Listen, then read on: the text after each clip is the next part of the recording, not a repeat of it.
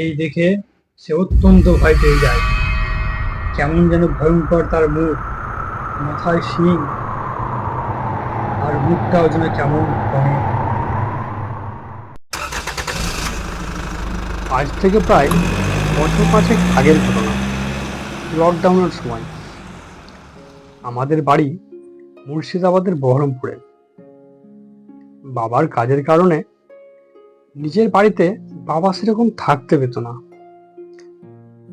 থাকলেও বাবার সঙ্গে দেখা হতো খুব কম, ছুটির অভাবে। তাই আমরা বাড়ির সবাই মিলে ঠিক করেছিলাম বাবার কাজের জায়গায় গিয়ে সবাই মিলে একসঙ্গে থাকবো। বাবা বর্ধমানে একটি বাড়ি ভাড়া নেন। কাউকে না জানিয়েই একদিন বাড়ি চলে আসে। তারপর এসে বলল, তোমাদের জন্য একটা ঘর ভাড়া নিয়েছি। এবার থেকে আমরা সবাই একসঙ্গে থাকবো।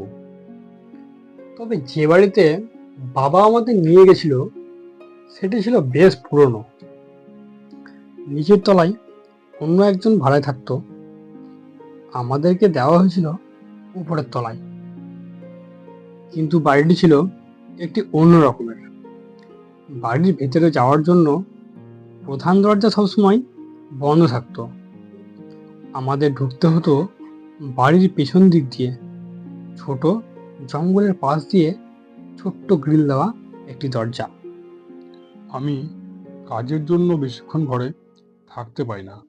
নতুন জায়গা, সবাই ভালোভাবে থাকবে। বাবা এই বলে নিজের কাজের উদ্দেশ্যে বের হয়ে যায়। তারা দুই ভাই বোন জানালার কাছেই বেশিরভাগ সময় কাটাতো। হ্যাঁ রে দিদি, নিচের তলার ওই কাকিমা তো সবসময় বোধহয় বাইরেই থাকে, তাই না? হ্যাঁ ভাই, কোনো কাজ করে মনে হয়, তাই বেশিরভাগ সময় বাইরেই থাকে। বাবা কাজ থেকে ফিরে আসার পর মা বলল, আমাদের ঘরের রান্নার কাজের জন্য একটি মেয়ে দেখেছি। তা ঠিকই আছে, ভালোই করেছো। রান্না করে মেয়েটি দুপুর 12টার আগেই চলে যায়। এভাবেই কয়েকদিন কেটে যাওয়ার পর তুমি যখন দিনের রান্নাটা করছো, তখন আর কি রাতের কাজটাও তুমি করে দাও। আবার কাকেই বা দেখতে যাব। আপনার সব কাজ আমি দিনে করে দেব, কিন্তু দিদি দয়া করে রাত্রে আসতে বলবেন না। কেন কেন তুমি রাত্রে আসবে না? সেই কাজের মেয়ে কি বলবে কিছুই ঠিক করতে পারছিল না। একটু ভেবে আমতা আমতা করে বলল, দিদি, সন্ধ্যের পর এই বাড়ির আশেপাশে কেউ আসতে চায় না। কিন্তু কেন? এই বাড়িতে ভূত আছে। এই কথা শুনে তার মা বেশ ভয় পেয়ে যায়। তাকে আর কিছুই বলে না এবং কাজের মেয়ে বাড়ি চলে যায়। সন্ধেবেলা বাবা বাড়ি ফিরলেই মা জিজ্ঞেস করে,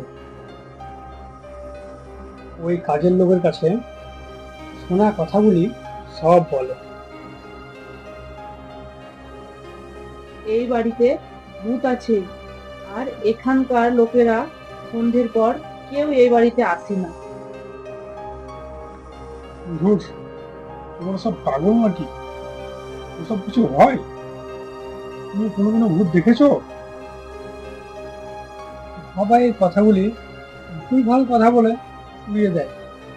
ওসব কথা আমিও শুনেছি। ওসব বিশ্বাস হয় না। এত কম টাকায় এত বড় বাড়ি আর কোথাও পাবে? মা এসব কথাবার্তা শুনে চুপ করে যায়। পরের দিন সকালে দেখা হলো নিচের তলার কাকিমার সঙ্গে। মা জিজ্ঞেস করলেন, আপনি কি খুব একটা এখানে থাকেন না? উনি একটু ইতস্তত বোধ করলেন। আমরা তো কয়েকদিন থেকে আছি, আপনার সঙ্গে সেভাবে দেখা হয় না। কথাটা শেষ হতে না হতেই কাকিমা বলে উঠল, আসলে বৌমা, সন্ধ্যের পর আমি এই বাড়িতে থাকতে পারি না, কেমন যেন ভয় করে আমার। প্রচন্ড ভূতের উৎপাত সন্ধ্যের পর এই বাড়িতে, তাই একা থাকতে পারি না। আমি আসি বৌমা। এই বলে কাকিমা বের হয়ে যায়। এসব ভূতভূতের কথা মা খুব ভয় পেত। তাছাড়া মা কোনোদিনই একা এভাবে কোনো বাড়িতে থাকেনি। এত সব কথা শুনে বেশ ভয় পেয়ে যায় মা। মনে মনে ভাবতেও থাকে। ওই এতদিন হলো কোনো কিছু তো চোখে পড়েনি। এভাবে মা নিজের মনকে বোঝাতে থাকে। কিন্তু প্রথম ঘটনাটি ঘটে তাতাইয়ের সঙ্গে। তাতাই বাড়ির বাইরে বসেছিল, মোবাইল নিয়ে গেম খেলছিল। হঠাৎ মা চিৎকার করে ডেকে ওঠে। তাতাই, তাতাই।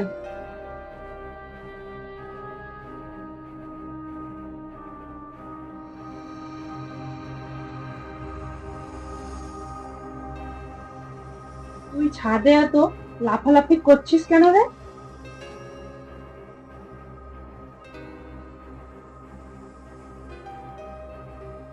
তাতাই মায়ের এসব কথা শুনে অবাক হয়ে যায়। কে, আমি লাফাচ্ছি? মা, আমি তো ছাদে যাইনি, আমি তো নিচে বাগানের মাঠে বসে বসে গেম খেলছিলাম।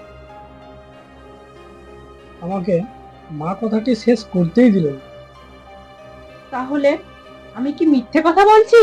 এত জোরে জোরে শব্দ তুই না তো আর কে করছে?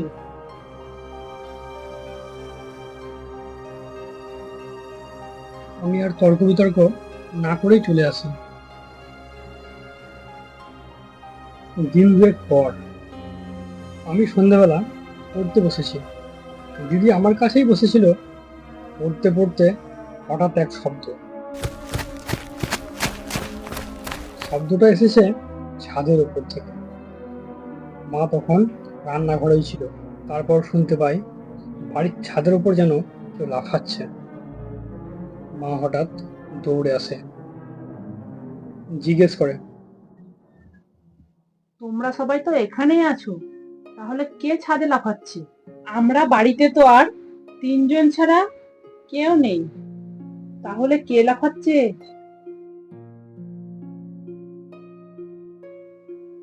সবাই ভয়ে এ ওর মুখের দিকে তাকিয়ে দেখছে। তাতাই বলে উঠল, মা চলো না, সবাই মিলে একবার দেখে আসি কে লাফাচ্ছে ছাদের উপর। ওদিকে কান্না দিয়ে নিজে কাজ করো মন দিয়ে, বইগুলো একটু বসে বসে পড়ো। বেশ কিছুক্ষণ এভাবে আওয়াজ আসতে থাকে। বাড়ির সবাই মনে মনে অত্যন্ত ভয় পেয়ে যায়। কিছুক্ষণ পর সেই শব্দ নিজের থেকেই থেমে যায়।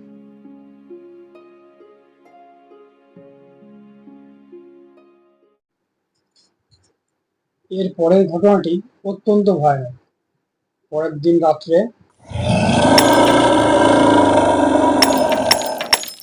হঠাৎ মধ্যরাত্রে বিকট শব্দে সবার ঘুম ভেঙে যায়। মনে হলো কোনো ভারী কোনো বস্তু ছাদে ছুঁড়ে ফেলছে। চল তো বাবু আমার সঙ্গে, দেখি কি হচ্ছে বলে। বাবা ও আমি ছাদে যাই, কিন্তু গিয়ে দেখি ছাদ পুরো ফাঁকা।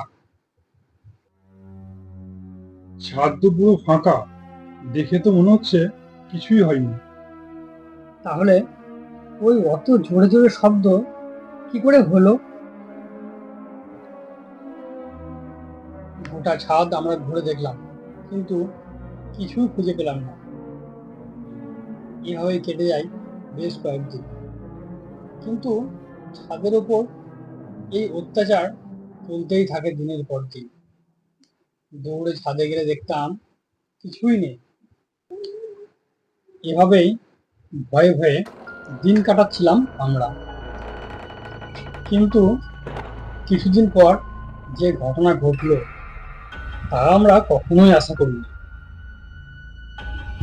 একদিন রাত্রে, তখন রাত 10টা 20 হবে, তখনই হঠাৎ এক বিকট চিৎকার শুনতে পাই। দিদি তখন ভিতরের ঘরেই ছিল। চিৎকার শুনে আমরা দিদির ঘরে দৌড়ে গেলাম। দিদি, দিদি, কি হলো? কথা বলছিস না কেন? দরজা ঠেলে আমরা ঘরে ঢুকি। গিয়ে দেখি দিদি অচেতন অবস্থায় পড়ে আছে। চোখে মুখে জল দিলে দিদির জ্ঞান ফিরে আসে। জ্ঞান ফিরলে দিদি বলে, আমার ঘরের লাইটটা হঠাৎ যেন দুবার পিট করে জ্বলে উঠলো। তা মনে হয় ভোল্টেজ আপ ডাউনের কারণে হতে পারে। দিদি পেছন ঘুরে দেখে আয়নার মধ্যে এক ভূতের প্রতিচ্ছবি দেখতে পাচ্ছে। এই দেখে সে অত্যন্ত ভয় পেয়ে যায়। কেমন যেন ভয়ঙ্কর তার মুখ, মাথায় শিং, আর মুখটাও যেন কেমন করে। আবার সাথে সাথে আয়নার দিকে ঘুরে দেখলে দেখে কেউ নেই। কিছুক্ষণ পর আবার দেখে সেই ভূত বসে আছে বেডরুমে, বিছানার উপর।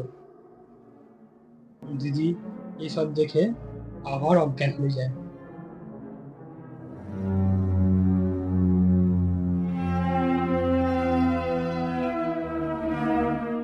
এসব দেখে শুনে তোমরা কি আর এ ঘরে থাকতে পারো? আমারও তো কেমন গা ছমছম করছে। আমরা কাল সকালেই তোমাদের অন্য কোনো জায়গায় নিয়ে চলে যাব। এই ঘরে আর থাকবো না।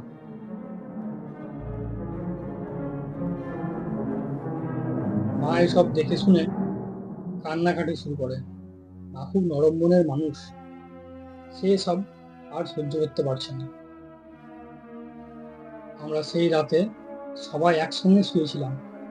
একা ঘুমানোর কারো আর সাহস হয়। অনেক রাত হলো, এবার একটু ঘুমাও সবাই। মায়ের কথা শেষ হতে না হতেই আবার ছাদের উপরে একটি পর শব্দ। তারপর সেই রাতেই ভুতুরে বাড়িতে আর কেউ থাকতে পারে না। সেই রাতটা সবারই জেগে জেগেই কেটে যায়। তখন প্রায় রাত 1:30 হবে।